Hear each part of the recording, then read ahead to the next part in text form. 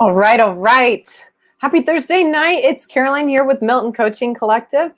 Hope you're having a wonderful Thursday. It's hot here in Kansas City. It's like the point of heat where we don't even want to go outside. But I did make it outside for a nice hour-long walk this morning when it was still a nice, crisp 85 degrees. But I'm not here to talk about the weather tonight, folks. I am here to talk about food and stress and how the two are interconnected. Now, if you tuned in with me last week and the week prior, I was talking about nutrients that stress is likely to deplete, as well as foods that can help combat stress and burnout. So as we're experiencing record levels of burnout, record levels of stress and anxiety in our culture, how can we turn to food as a resource, as a tool in our toolkit for preventing burnout, for recovering from burnout, for managing our stress, right? So it is not surprising to me that as we dive into the topic of foods that cause stress or can negatively impact our stress, that a lot of these foods are foods that are showing up more prevalent in the standard American diet. So I want you to really pay attention to this topic today. Before we dive in, I want to again reiterate, as I've done many times in the past, I believe in removing morality out of food. And I don't believe that there is any food that is worthless. I believe that it's a privilege to have access to food.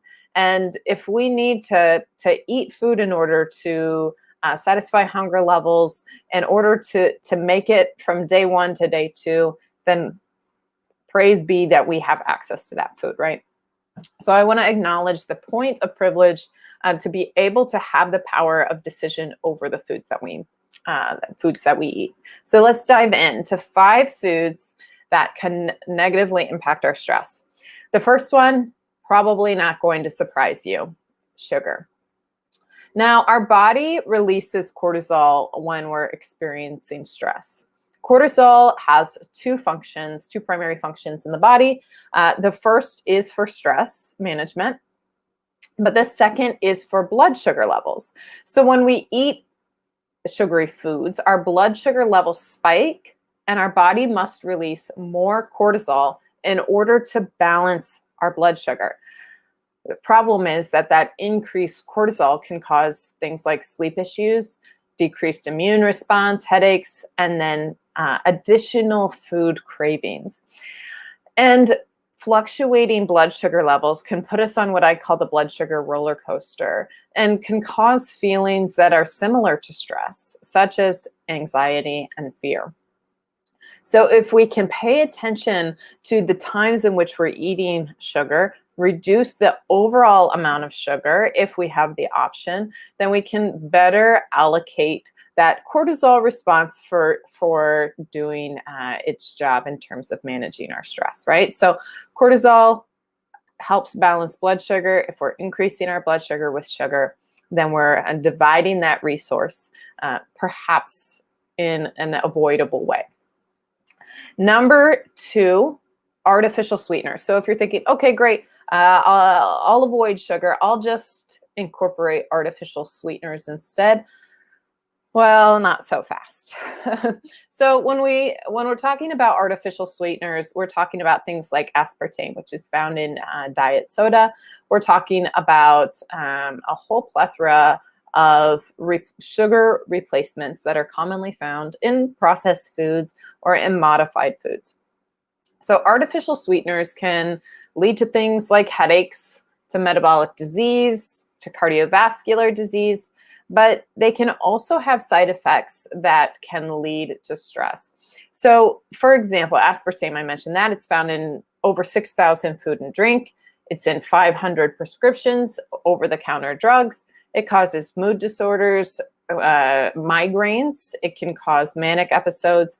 And these also impact our blood sugar. So we want to skip the fake sweeteners. We want to opt for natural sweeteners as substitutes. So I like to use a lot of maple syrup, honey, agave, nectar as ways of sweetening food.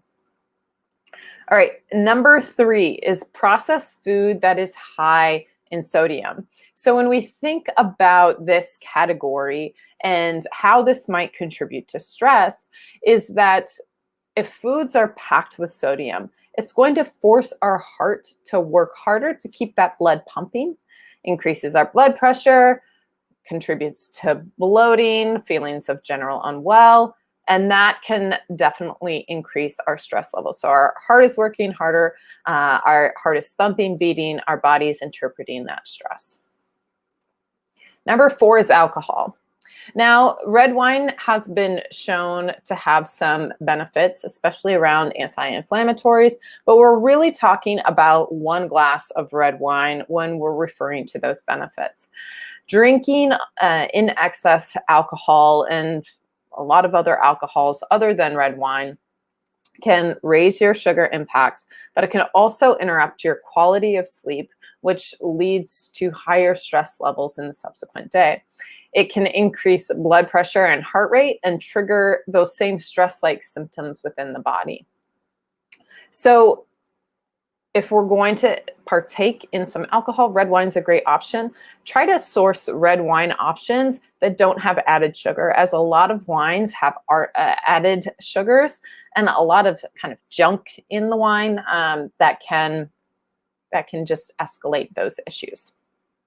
And 5th is excess caffeine. So a little bit of caffeine in the early morning can do wonders for our energy level. But if we're existing on caffeine throughout the day, this can have a negative impact on our stress as it starts to affect our adrenal glands. So this overstimulates the body. And because it's stimulating the nervous system, it can cause a rise in blood pressure that will ultimately increase feelings of anxiety. So if you're suffering from anxiety, which is something that really can escalate for me, the first step that I have to do during those periods of time, I'm doing it right now, is cut out the caffeine. So as a reminder, caffeine is not just found in coffee. It's in soft drinks, it's in certain types of teas, it's in energy drinks, over-the-counter pain relievers. It can even be found in chocolate. So when we're talking about caffeine, it can be coming from a plethora of sources. We want to be mindful about that intake. So those are the 5 categories of food that can really play a number on your stress, which then in part, if we overlay this information that we've gained tonight with the topic from last week, can negatively impact some nutrient absorption within our body. So by paying attention to this intake, making adjustments when and how we can really start to turn the tide in how we manage stress. If you have any questions for me, feel free to comment them on this video. I'll make sure you get the answer that you're looking for. I have some exciting lunch and learns or dinner and learns coming up the next couple of weeks. Stay tuned for those topics, but we're going to continue talking about food. We're going to continue talking about burnout, the other factors that can help or hinder your prevention process. Have a good one.